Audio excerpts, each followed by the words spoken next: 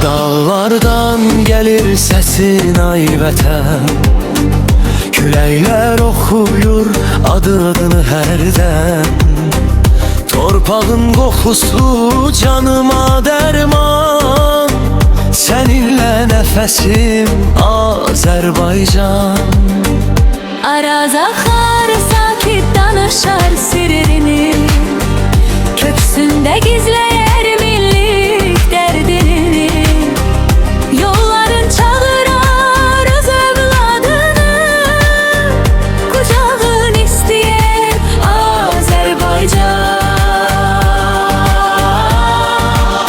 Azərbaycan, can Azərbaycan, ürəyimin tək ünvanı sən. Harda olsam sənsən arxam, ruhumun səsi Azərbaycan. Azərbaycan, can Azərbaycan, ürəyimin tək ünvanı sən. Hardan olsam sənsən arxam, ruhumun səsi Azərbaycan.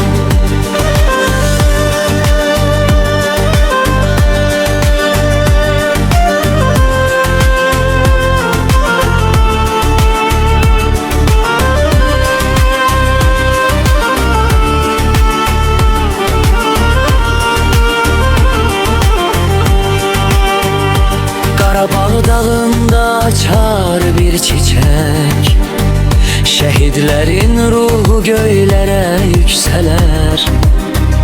Azadlıq nəğməsi dillərdə gəzər, zəfərin səsi sən Azərbaycan. Sazın sədasında tarix danışar, ana laylasında sevgi yaşayır. Hər daşın bir ömür, bir yaddaş taşıyır. Əbədi yurdumsan Azərbaycan.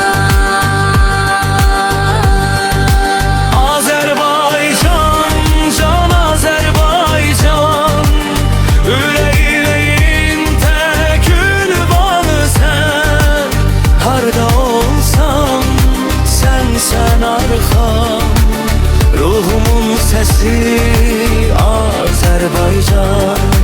Azərbaycan, can Azərbaycan, ürəyimin tək ünvanı sən. Harda olsam sənsən arxam, ruhumun səsi Azərbaycan. Azərbaycan, can Azərbaycan, ürəyimin tək ünvanı sən. Harda olsam sənsən arxam, ruhumun səsi Azərbaycan.